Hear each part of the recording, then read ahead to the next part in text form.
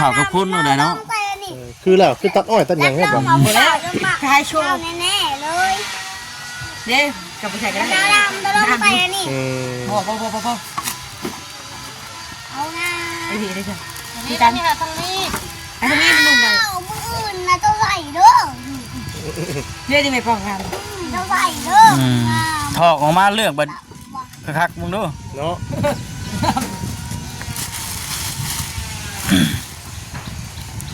อยู่บ้านเขาฝากจากใครเนี่ย เอ้า เห็นปะ ของฝากจากไผฉัน เขาจะอาหารนะ ให้เอาให้เจ้า อยากนี่เนี่ยถือว้าวงามเว้ยปอง ขี่มา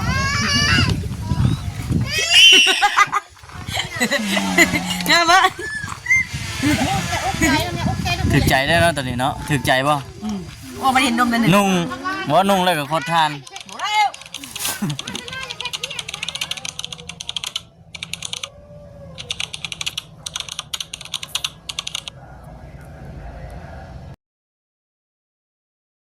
เป็นยัง เนาะ ห้องกล้าเข้าบ้าน ซุปนู้ฮะ ดีใจได้ยันสุดใหม่นะ โมลี่ได้ใหญ่ได้ ฮะ คือมาจากทางไทย ว่า เดี๋ยวผู้ชายมาให้เรามันเป็นพวกน้องคนหมู่ ว่า เขาได้ ตกใจบ่บ่ ตกใจนะ ใส่เลือกขัดด้วยเลือกมันขัดซบใส่ด้วยล่ะ โดย เอ้ย เขาหนุ่มแบบ คือสะดำไอ้ตัวนี้คือละ ซุปนู้ฮะลองใส่นู้ฮะ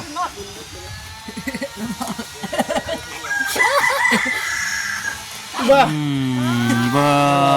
เธอรู้สึกว่าจากอายุ21ปีรู้สึกว่าเริ่ม เนื้อ คือ 18 ปี คือคนมีอายุเริ่มคือคนมีอายุ ผู้สูงอายุ คือผู้สูงอายุไว้ได้บ้าน เขาลืม ลูกนะนุ่งขวัญผ่านค่ะพอดีแหละเอาบอกว่าบอกในบดเด้อ ถ้าสิเอ็กบ่ทาเจ้าเนาะ ซัมสิสะบัดบ้าน กดในบดเด้อ มีบ่หางด้วยฮะหางอีกครับอีก โอ้ยอันนี้ใส่ผัดถาดนี่ เอาซุปบัดนี้ โอ้ยอันนี้ไงนี่พอดีเลยมึงนี่นะ ไม่บ้างนึกก็ไม่รู้เขามาอยู่ดูเพื่อ เริ่มก่อนปั่นกระเบื้องบ่นี่น่ะ นี่โอ้ยขัดอะไรมาแตก เดี๋ยวใดก็มี แต่ได้ชุดใหญ่ นี่หลับเขาหนาวเขาหนาวหนึ่ง ให้น้องซะลูกโอ้ยน้องนี่โอ้ยใส่ผ้าก่อน นี่ว่า ได้ปืนลูก มึงหันพอดีมึงมันว่านี่ที่กูหนุ่มบ่ได้ดอกมึงนี่ที่กู โอ้ขักเว้ยนุ่งโชว์ขยันเป็นอย่างเราชื่อโอ้ คือว่าเล่นไล่เป็นแถว ให้ผู้เอื้อยมันคือบ่มาเลือกเบิ่ง เก็บเครื่องเก็บของครับ โอ้ คือนะ ใส่กระดูกด้วยฮะ ใช่กับ ข่าวกับคุณอะไรเนาะ คือแล้วคือตัดอ้อยตัดหยังให้บ่ แล้วคลายโชว์ แน่ๆเลย เด้กับผู้ชายกัน ดาวดำตัวลงไปนี่ พอ เอาหน้า ไอ้ดีได้จ้ะ นี่กันนี่ค่ะตรงนี้ ไอ้ทางนี้มันนุ่มเลย เอามืออื่นนะตัวใส่เด้อ เรียกได้ไหมปองงาน ตัวใส่เด้อ ถอกออกมาเลือกบัดคักๆมึงดู เนาะ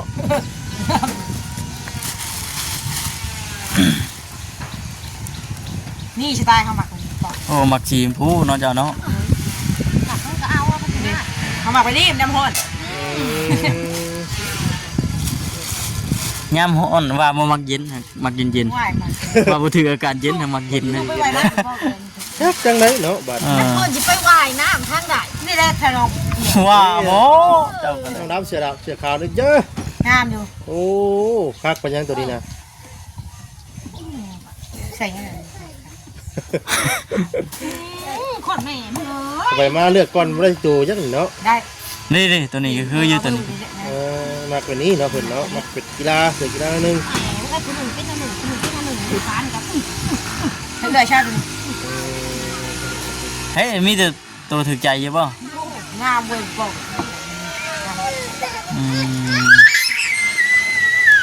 มันเป็นบ้าแล้ว ติดเชื้อด้วยไอ้โง่นั่นดิ บอกนี่งามที่พวกเล่นเลยว่า แต่สิเว้าพี่น้องเนาะ ไปไหนเราบ่ได้เราพูดให้ไปเลยค่ะ เพราะว่าใช้เดียวใช่ไหมไปดู ไม่ได้หรอกนะคะ กระดูกเนาะ สิ่งเนาะเชื่อ เชื่อ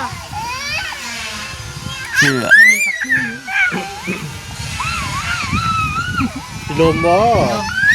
โอ้ ต้อง จักตัวใดเป็นตัวใดบ่จัก เชื่อ จักมักตัวใดบาด เสียดีกว่าแบบว่าประทัดดิ แม่นั่นแหละ ไปดูใครถ้าพลาด แม่นั่นแหละนุ่งงามๆมีรับผลมาสัมภาษณ์เด้อ สวยงามเนาะเป็นโตสิดูดิ แต่งตัวสินั่นนี่ก็คนทานบ่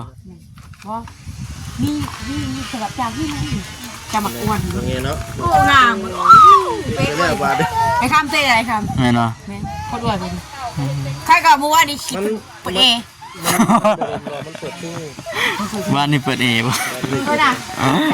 อากาศหนาวยังเปิดเอใช่เนาะ นี่เปิดปอง เขา เยียบ แบบว่าบอกก็ชิปตัวหาตัวอ่า แล้วสิเอาจักโต๊ะ พอดี15เท่า10ตัวก็หา เอาเด็ เลื ก อกเอาเลือกเอา เราเบิ่งกันต่อคนก่อนเด้อ โดย เลือกเอา เฮ้ตัวที่ว่าถูก ใช้ ใจ โตก็สิเอาละ มีอยู่บ่ มึงรู้นะชื่ออยู่บ่ว่าของฝากจากใคร เอ้า เห็นว่า ของฝากจากไผฉัน เขาจะอาหารค่ะ ให้เอาให้เจ้า อยากนี่เนี่ยถือว้าวงามเว้ยเขา เออ ขี่มา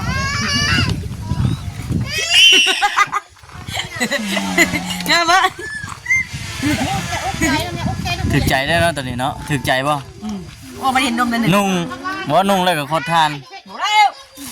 มันจะไล่อย่าแค่เทียดนะตัวนี้ให้พี่อ้ายใช่ไหม อืม อยากโทรศัพท์ไปละค่ะพี่โทรศัพท์เป็นคนแรกเลย ระวังล่มเด้อย่านล่มได้เออ เอาว่ะ เอาโลใส่สัมภาระ ป้าดตัวคือคักแต่ปาเต็ม นี่น้ำหมักหนาว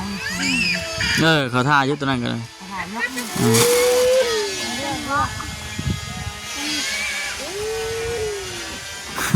มันเปื้อนนะใส่นมมึงอีกก็ก่อนอย่างนี้ เอาแต่เราสิเว้าพี่น้องเนาะสาวดำนี่ก็ได้ ก่อนที่จะ เสื้อดำหมด บ่ได้ถือชาแล้วดอกพี่น้องนี่เนาะ FC ก็คือสิฮู้เลยนะFC ได้ทาดมันก็คือสิฮู้คือสิสิ้นนั่นแหละ ไปเอื้อยแล้วไปกับน้องเอื้อยเอาหมดอ่ะมันขึ้นหมดเลยมันถึงเล่นอะไรบ่พึ่งว่า จังว่าเด้อข่อยก็บ่จักเนาะ จะเห็นก็ใส่โชว์เนาะ นี่ตัวนี้แหละคืออยู่ตัวนี้ก็ได้ เอาไป ตัวไหนแล้วก็ มาแล้ว เล่นไปใส่เตาแล้วอีกนี่ มาแล้วให้ได้ครับ เตาแล้วลุเรื่อยพี่น้องเนาะ เจ้าเขาไล่ใจเลย อ้าวแม่นอะดิเขาท่าอยู่เนาะ มันกระดึงมันกระเด้ พิจารณาเบิ่งกันติ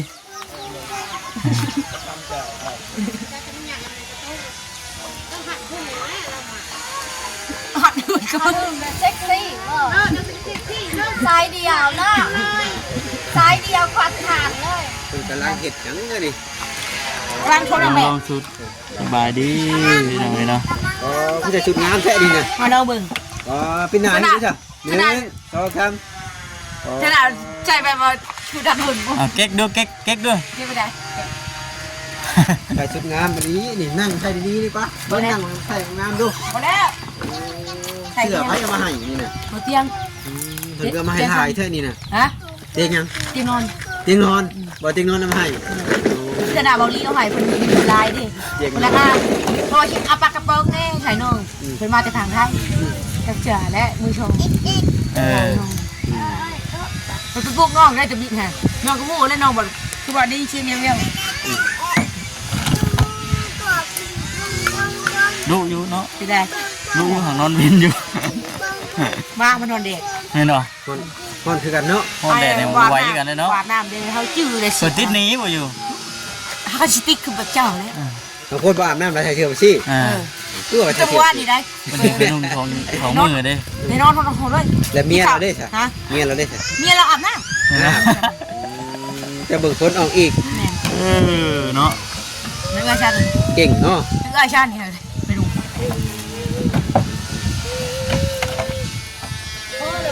มาแล้วนี่มา ใครเสียงามแต่พ่อเดี๋ยวเบิ่งดูเลยพ่อ โอ้ย พ่อดู เป็นอีตาไม่เช่า ลูก ฮะเหมือนกันจ้ะจักบ่อยตาไปเช้า จะ เนาะ ไปตามไปเช้าอีก กูยากเลยว่า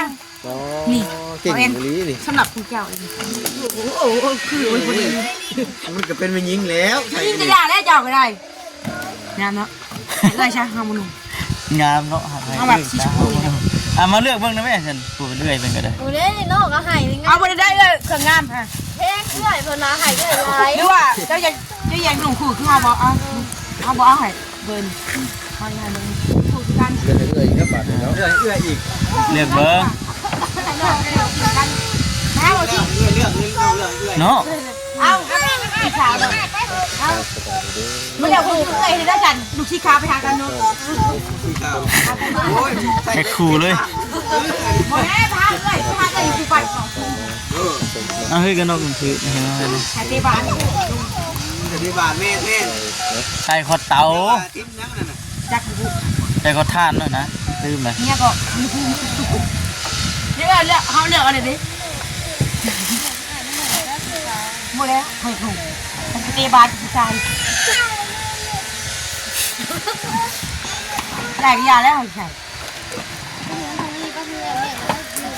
เป็นแล้วบาดไปเลยเนาะว่าไปเลย คือผู้เป็นเอื้อยสิพอดีลายตัวอีก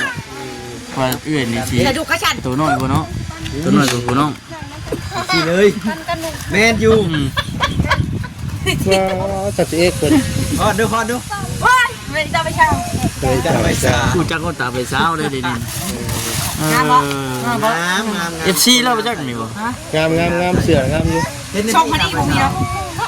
ที่อยู่บนโถ รถหน้า คนนี้ถ่าย จากลงลงเฮ็ดเวียบนี่เนาะ หลังๆเลยคุณเจอหลังๆเฉพาะเจ้าไม่อีกแล้วไม่อย่ามาขบวนดิมึง โอ้ย อยู่ใกล้กับผมเงาพี่น้องถ้าไปอยากเงาต้องมานี่ นั่นแหละก็จะไปชาพันเอาเนี่ยก็บอกคนบนต้นกระยาเฟมันเถอะแล้วแต่ว่าพี่ จำได้ทุกคำเลยเนาะ เนี่ย เอฟซีตัวยุ่งก็ ได้ แม่น จังไรก็ ฮะ ได้จังไรก็เฮ็ดจังไร แล้วบอกเลย เอาเลยจังไรอ่ะ แล้วจะเปิดแรงแววมันไม่ มันไม่ยืดเลย เมียนบ่ละพ่อ มี เนี่ย แต่ท่าเอาท่าไม่ เราก็ไม่ยืดเราก็ไม่ยืด เอาเฮ็ดไม่ด้วยเราเฮ็ดไปได้น่ะ ง้อเราก็ไม่ยืดเลยนะก็เรียนมาเช้าเรา ใบอื่นก็ว่านะเนาะ ไปเช้า มาสลีเนาะ นะ ช่วยคนพ่อก็เป็นเนาะ แล้วก็เพาะแล้ววันนี้เรากระเชยซีนไปคือโคมแล้วก็เพียง ไม่ได้เป็นอาชีพวะชื่อวะ ไปรีบไป เห็นบ่ พอแล้วขึ้น2 มือ2 มือ งานอะไรไม่ได้ อ้าวเห็นคือบาทนี่เออ โอ้ยบ่คือได้เลย งานอ่ะก็เดินธรรมชาติ แล้วเฮ็ดถึงไหนเอาไหม โอ้ยเนี่ย ดู โอ้ยเนี่ย นางดำเลยเฮียเลยครับ มีทุกเบ็ดนะ ทุกแบบทุกสไตล์ ไม่บ้าไปดิบ้านหนาดน้องสิ มีทุกแบบทุกแนว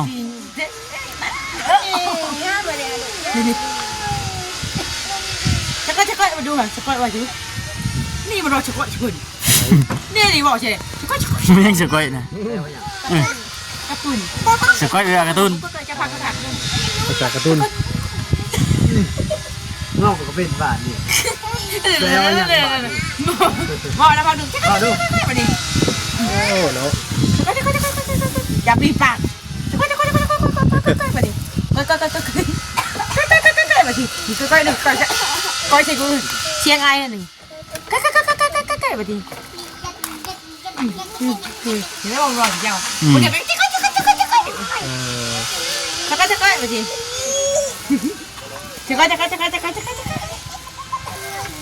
เราไม่ได้เมื่อยเลยชาด ฮะ ำอืม ไม่ใช่จะก็เลย มือเนาะ เบิดมือก็ได้